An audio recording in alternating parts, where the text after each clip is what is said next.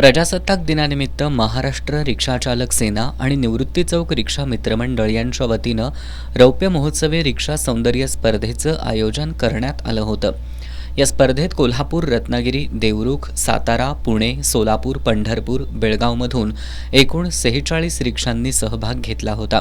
स्पर्धेचं उद्घाटन महाराष्ट्र रिक्षाचालक सेनेचे कोल्हापूरचे जिल्हाध्यक्ष राजेंद्र जाधव आणि ज्येष्ठ रिक्षाचालक सुधाकर चव्हाण यांच्या हस्ते झालं. या स्पर्धेतील रिक्षात छत्रपती शिवाजी महाराज, छत्रपती शाहू महाराज यांच्यासह गड किल्ल्यांचे फोटो होते. काही रिक्षांमध्ये गड किल्ल्यांची माहिती देण्यात आली होती. काही रिक्षांमध्ये फॅन, LED स्क्रीन सुविधा होती.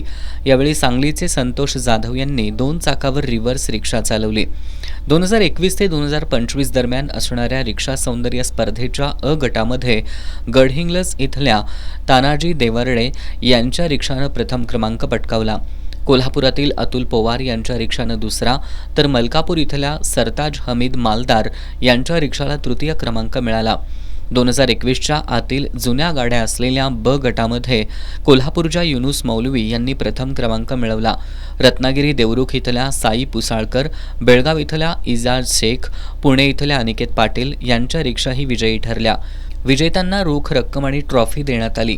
याप्रसंगी ठाकरे गटाचे सहसंपर्क प्रमुख विजय देवणे, माजी नगरसेविका प्रतिज्ञा उत्तुरे, महेश उत्तुरे, किरण पडवळ, निलेश कदम, शामराव पाटील, आशिष मांडवकर, पांडुरंग पाटील, जयसिंग पाटील, शामराव माने, प्रकाश पाटील, संदीप जाधव, सुनील लाड, वैभव भोसले, मदन साठे, चंद्रकांत भोसले, मोहन बागडी, वसंत पाटील आदी उपस्थित होते.